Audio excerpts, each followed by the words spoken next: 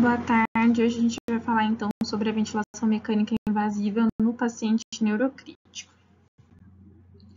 O roteiro da aula vai ser uma breve introdução, principalmente abordando a indicação de intubação no paciente neurocrítico. Depois a gente vai passar um pouquinho sobre as trocas gasosas e os efeitos que a gente tem da pressão parcial de CO2 e de O2 no controle de pressão intracraniana, bem como os ajustes ventilatórios recomendados nos pacientes neurocríticos e, por fim, uma decisão ou uma recomendação de decisão entre extubação e traqueostomia.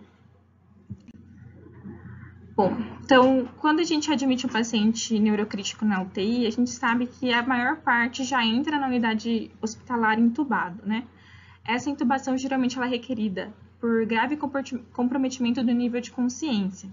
Só que esses pacientes eles têm maior suscetibilidade ao desenvolvimento de complicações pulmonares também, seja porque a maior parte deles é advinda de trauma, então a gente já tem ali, pelo mecanismo, algum tipo de lesão de sistema respiratório, seja porque eles são sistemas interdependentes, o sistema cardiopulmonar e o neurológico.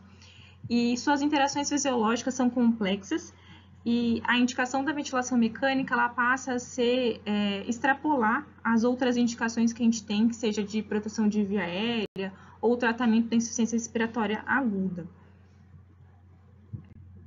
Dito isso, as principais indicações que a gente tem em um paciente neurocrítico são o comprometimento do nível de consciência, mas a gente também tem que levar em conta a agitação severa e combatividade, principalmente naqueles pacientes que estão em risco de hipertensão intracraniana, perda dos reflexos protetores das vias aéreas, sinais de hipertensão ou herniação e as indicações não neurológicas como a hipoxemia refratária, né, insuficiência respiratória. E quando a gente faz o atendimento desse paciente, principalmente naqueles intubados ou que a gente está decidindo pela intubação, o aspecto prioritário é manter o adequado balanço entre a oferta, que é o DO2, e o consumo, que é o VO2, isso no âmbito cerebral, né, do sistema nervoso central. Dessa forma, a gente consegue evitar a lesão cerebral secundária. A oferta ela é definida diretamente pelo fluxo sanguíneo cerebral e pelo conteúdo arterial de oxigênio. O conteúdo arterial de oxigênio ele depende principalmente da hemoglobina, da porcentagem da hemoglobina ligada ao oxigênio e da pressão parcial em oxigênio, né, que é a parte do oxigênio que está diluída, que é bem menor se comparado com a parte de O2 que está ligada à hemoglobina. Já o fluxo, que é o outro determinante da demanda, da oferta, o produto, na verdade não é o produto, é a divisão entre a pressão de perfusão cerebral e a resistência vascular cerebral. Lembrando, a gente já sabe, né, que a pressão de perfusão ela é a PAM menos a PIC. E a resistência vascular cerebral, ela vai ter uma grande importância na modulação do fluxo, principalmente para a gente que vai tentar manejar esse paciente. E ela é influenciada, em primeiro lugar, e com maior importância, pelo tônus vascular, e em segundo lugar, pela viscosidade do sangue, ou pelo hematócrito, né? Mas o que a gente consegue atuar e o que a gente precisa levar em consideração sempre é o tônus vascular, que é modulado principalmente pela pressão parcial de CO2 e a pressão parcial de O2 arteriais, né? Então, elas vão delimitar a vasodilatação ou a vasoconstrição, que influencia a resistência vascular e influencia o fluxo sanguíneo cerebral em última instância, né?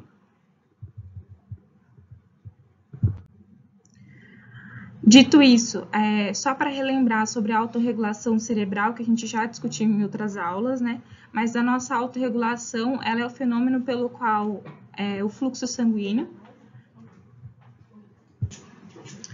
Então, a autorregulação, em condições normais, é a capacidade que o cérebro tem em manter o fluxo sanguíneo cerebral constante, apesar de variações moderadas da pressão de perfusão. Isso geralmente é diferente de uma pessoa para outra, mas a gente pode dizer que uma faixa entre 60 e 150 de PAM, o fluxo sanguíneo cerebral ele continua, de certa forma, constante, né? Abaixo desse valor e acima, a gente tem alterações do fluxo de acordo com a pressão arterial média.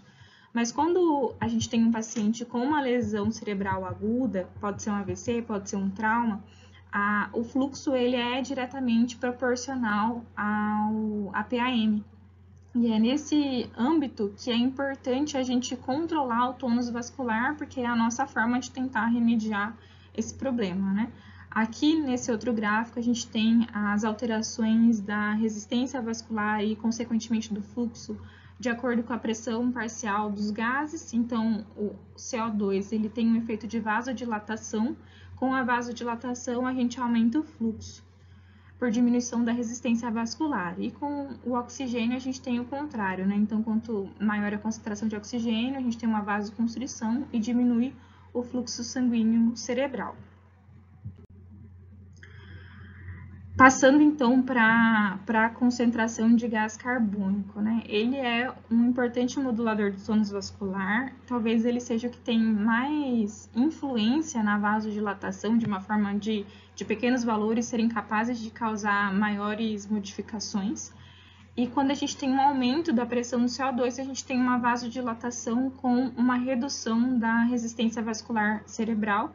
E com essa diminuição aqui na razão, a gente sabe que a gente aumenta o fluxo sanguíneo cerebral. Valores de PCO2 acima de 70 são capazes de dobrar o fluxo sanguíneo cerebral. E valores abaixo de 25 produzem redução de cerca de 40%, né? Por isso que a gente consegue modular conforme a gente faz ajustes na ventilação mecânica. Mas é importante dizer que, mesmo que aumente o fluxo sanguíneo cerebral, ele faz às custas de aumento da pressão intracraniana. Então, essas são as bases fisiológicas que corroboram para a utilização de normocapnia.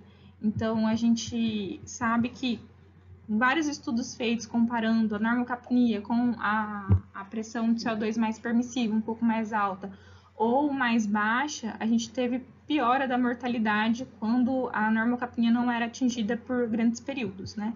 Então, a faixa ideal de PCO2 em pacientes que não têm herniação ou sinais clínicos de hipertensão intracraniana é de 35 a 45. Níveis mais estritos, de 35 a 40, podem ser considerados nas fases mais agudas.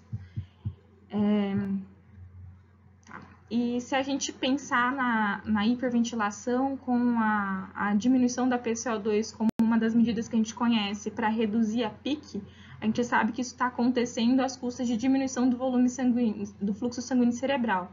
Então, a gente pode ter lesão cerebral secundária por conta disso. Por isso, a hiperventilação moderada, geralmente com uma PCO2 de 30 a 35, ela pode ser uma terapia ponte em pacientes com sinais de hipertensão, se eles não tiverem resposta às medidas de primeira linha, que seria bolos com salina hipertônica, cabeceira elevada e posicionamento do paciente, antes de levar para uma tomografia de crânio e decidir se teria uma conduta neurocirúrgica, né? Nesse cenário, a gente pode considerar realizá-la, né, em casos mais drásticos, geralmente após uma fase aguda, porque em fases mais iniciais ela está relacionada a um pior desfecho, e sempre evitar que, mesmo fazendo a hiperventilação, a PCO2 seja inferior a 30, porque tem pior desfecho também, exceto se for muito pontual, algo que não dura muito tempo.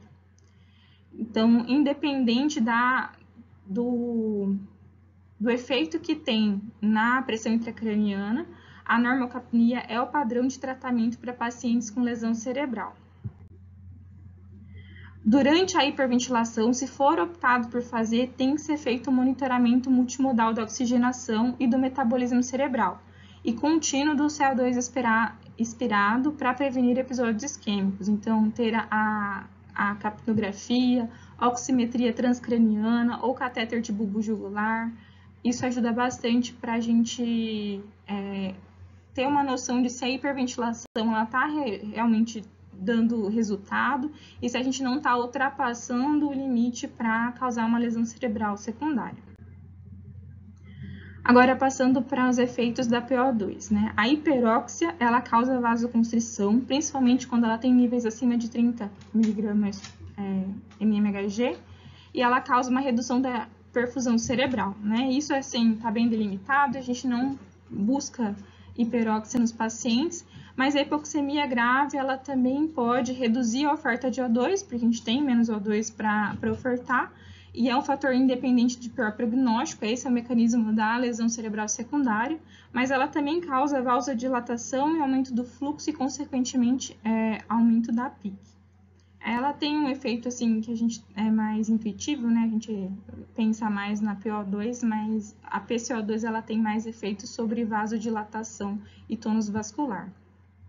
A PO2 inicial ideal é de 80 a 120, que é a normoxemia, né? Por isso, os ajustes da ventilação mecânica são baseados nessa manutenção dos parâmetros normais, por assim dizer, dos parâmetros ideais, e o ideal seria sempre ter o monitoramento do CO2 expirado com a capnografia, né? Para todos os pacientes que têm TCE e que estão sob ventilação mecânica. Mas a gente vê que esse ajuste mais restrito que o paciente neurocrítico exige, eles estão bem estabelecidos como protetores, mas eles estão em desacordo com as estratégias para reduzir a lesão pulmonar induzida por ventilador, né, a VILE.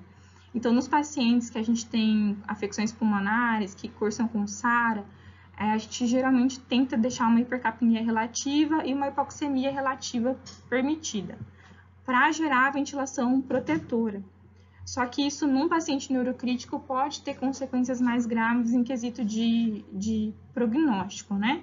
Além disso, a gente tem na ventilação protetora um aumento da PIP para conseguir ali recrutar, para conseguir melhorar a troca. E a PIP, historicamente, ela é relacionada com o aumento da pressão intracraniana, né? Uma causa extracraniana de aumento da PIP. Só que vou discutir mais para frente que, apesar de a gente ter esse desacordo, a gente pode chegar numa ventilação perto da ótima para pacientes que fazem síndrome de desconforto respiratório agudo, mas que são neurocríticos também. Então, a gente tem que a relação entre o sistema nervoso central e o sistema cardiopulmonar é muito importante, porque desde o momento que o paciente chega, pode ter mecanismos incomuns que geram as duas lesões, mas a gente também sabe que com a permanência desse paciente na UTI assistido, ele tem uma predisposição a ter problemas ventilatórios, né? Seja por broncoaspiração, seja por atelectasia ou por edema pulmonar neurogênico, ele pode desenvolver síndrome de desconforto respiratório agudo. E se a gente mantém esse paciente com uma ventilação protetora no sentido pulmonar, ela pode piorar a hipertensão intracraniana e o desfecho desse paciente.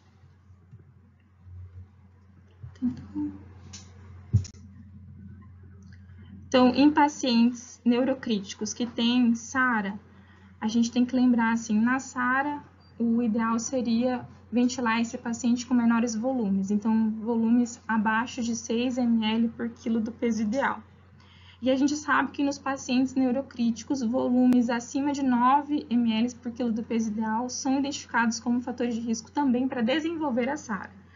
Assim como ventilação extrema, assim, não muito protetora, que tem driving pressure elevada, pressões elevadas, elas predispõem esse paciente a desenvolver síndrome de desconforto respiratório. Então, a gente tem que variar ali o paciente numa faixa, idealmente de 6 a 9, se conseguir abaixar para valores menores de 6 também, com o aumento da frequência respiratória para poder objetivar a normocapnia.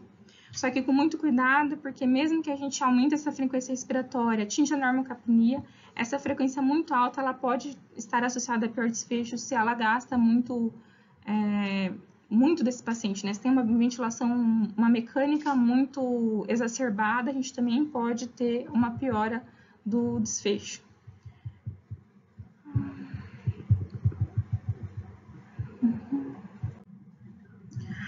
Da mesma forma, a PIP.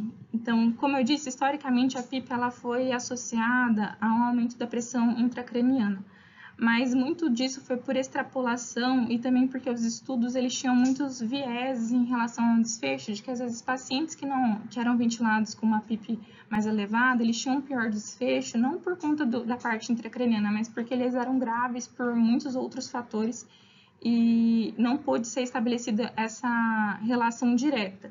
Então, a gente tem efeito superestimado, né? É importante lembrar que a PIP, ela melhora a oxigenação e como é importante a gente ter uma oxigenação adequada, a gente pode melhorar o prognóstico do paciente se a gente aplicá-la da forma correta. Os novos estudos mostram que valores de PIP entre 10 e 15 centímetros de água não se associaram a um aumento significativo da PIC ou a redução do fluxo sanguíneo cerebral, mas que, por precaução, se a gente precisar usar uma PIP acima de 12, seria interessante ter o monitoramento da PIC, para que a gente não reduza o fluxo sanguíneo cerebral de forma a prejudicar e causar lesão cerebral secundária. Então, como conclusão, a gente sabe que os pacientes, apesar dos pacientes com lesão neurológica serem excluídos da maioria dos estudos sobre ventilação mecânica protetora, atualmente recomenda-se que eles tenham ventilação semelhante aos demais pacientes, principalmente se eles são pacientes que têm níveis normais de PIC, que não têm sinais clínicos de herniação, nem não têm sinais clínicos de hipertensão intracraniana.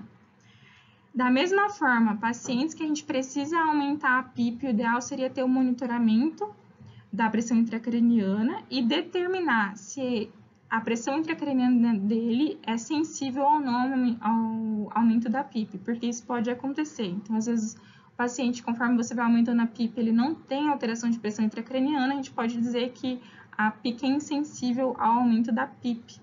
E, por isso, eles podem ter um nível equivalente dos pacientes sem lesão cerebral aguda. Com relação ao modo ventilatório para esses pacientes, não tem evidência científica que prioriza um modo em relação ao outro, o PSV ou o VCV. Só que é recomendado na maioria dos guidelines que seja ventilado a volume controlado, porque evita oscilações no volume minuto e é mais fácil de manter níveis de CO2 seguros. Com relação à prona, sempre é importante pensar no risco-benefício. A maioria dos estudos excluem pacientes neurocríticos, né? Mas a gente tem um estudo recente que foi feito com pacientes neurocríticos que tinham SARA por COVID e a posição prona ela teve associação com melhora da oxigenação, diminuição da lesão secundária e melhor do desfecho, com somente algum aumento ligeiro da PIC, não tinha aumento significativo que trouxeram um desfecho pior para esses pacientes, né? É por isso que a gente tem que sempre considerar se esse paciente ele pode se beneficiar da prona, isso deveria ser levado em consideração e, idealmente, monitorizar esse paciente, porque no momento de pronar pode ter aumento transitório da PIC. Se a PIC se aumentar com a prona e permanecer aumentada, seria uma indicação de retornar o paciente à posição supina. Aí, nesse quadro, a gente tem um resumo, né, das recomendações. Então, aqui são as recomendações que a gente tem para os pacientes neurocríticos, aqui para os pacientes que desenvolvem SARA, por qualquer motivo, e embaixo fica a recomendação para essas duas condições quando juntas. Então, aqui a gente tem que a ventilação protetora ela pode ser empregada, principalmente com a individualização do volume, a individualização da PIP, e sempre pensar em aumentar a frequência respiratória para objetivar a normocapnia sem precisar aumentar o volume corrente. A PIP, como eu já disse aqui, ela pode ser aumentada assim, a gente não tem que ter medo da PIP, idealmente se acima de 12 centímetros com o paciente monitorizado, né? As manobras de recrutamento alveolar, elas devem ser bem pesadas quanto a risco-benefício, e o que mais a gente agora tem evidência é da posição prona que pode ser considerada.